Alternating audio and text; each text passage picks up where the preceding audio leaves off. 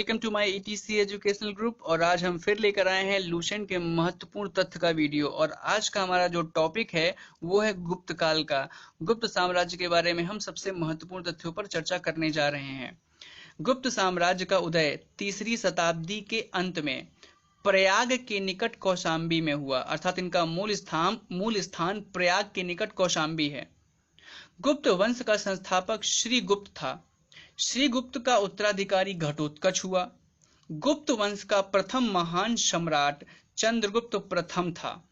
यह 320 ईस्वी में गद्दी पर बैठा।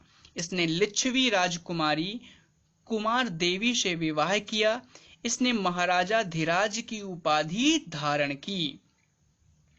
गुप्त संवत 319 ईस्वी के आसपास की शुरुआत चंद्रगुप्त प्रथम ने की। चंद्रगुप्त प्रथम का उत्तराधिकारी समुद्रगुप्त हुआ, जो 335 ईस्वी में राजगद्दी पर बैठा। इसने आर्यावर्त के 9 शासकों तथा दक्षिणावर्त के 12 शासकों को पराजित किया।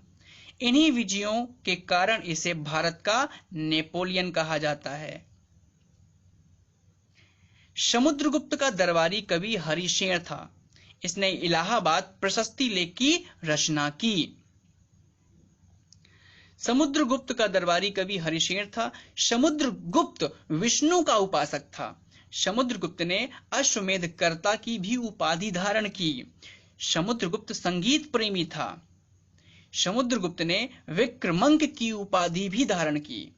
इसे कविराज भी कहा जाता था। समुद्रगुप्त का उत्तराधिकारी चंद्रगुप्त द्वितीय हुआ, जो 380 ईस्वी में गद्दी पर बैठा। चंद्रगुप्त द्वितीय के शासनकाल में चीनी बौद्ध यात्री फाहयान का आगमन हुआ। शकों पर विजय के उपलक्ष्य में चंद्रगुप्त द्वितीय ने चांदी के सिक्के चलवाए। चंद्रगुप्त द्वितीय का उत्तराधिकारी कुमारगुप्त प्रथम, या इसे ही गोविंद गुप्त कहा जाता है, जो चंद्रगुप्त द्वितीय का उत्तराधिकारी बना।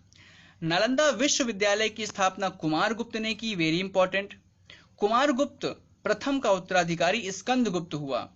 स्कंदगुप्त ने गिरनार पर्वत पर स्थित सुदर्शन झील का पुनरुद्धार करवाया।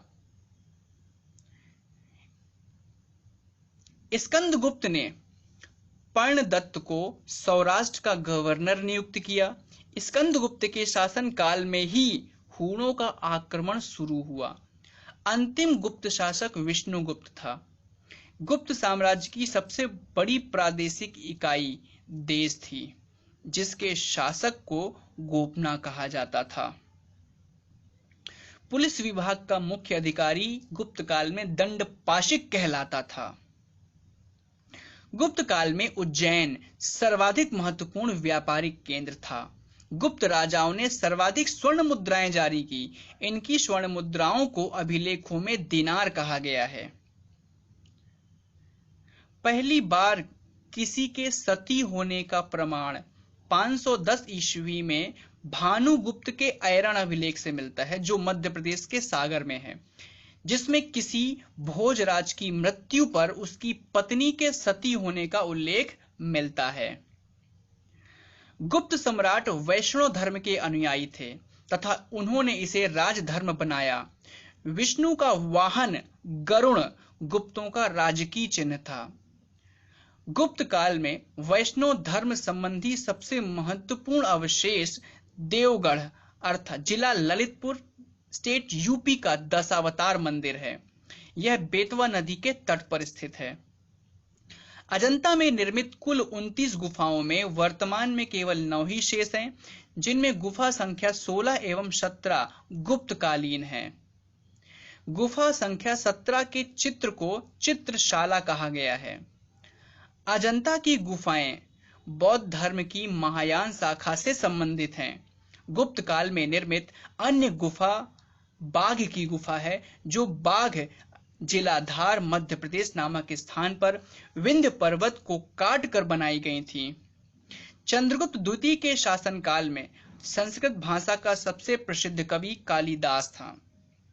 चंद्रगुप्त द्वितीय के दरबार में रहने वाला आयुर्वेदाचार्य धन्वंतरी थे।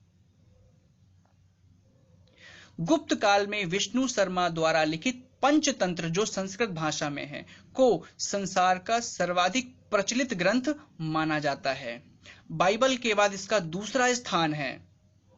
आर्यभट्ट ने आर्यभट्टियम एवं सूर्य सिद्धांत नामक ग्रंथ लिखे हैं।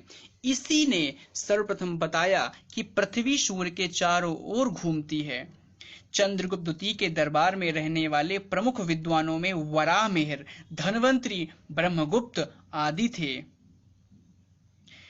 संस्कृत गुप्त राजाओं की शासकीय भाषा थी। गुप्त काल में चांदी के सिक्कों को रुपयका कहा जाता था। संस्कृत गुप्त राजाओं की शासकीय भाषा थी। मंदिर बनाने की कला का जन्म गुप्त काल में ही हुआ।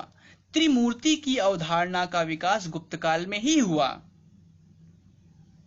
कालिदास की कृति अभिज्ञान शाकुंतलम जो राजा दुष्यंत एवं शकुंतला की प्रेम कथा है, प्रथम भारतीय रचना है जिसका अनुवाद यूरोपीय भाषाओं में हुआ।